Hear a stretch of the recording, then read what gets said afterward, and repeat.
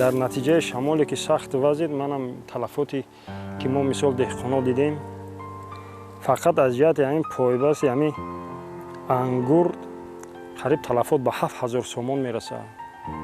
Як қаторе ки мебинем дарозиш ба 100 метр 8 қатор мо ҳам хел талафот додем дар натиҷаи ҳамин шамоли сахт ки вазид.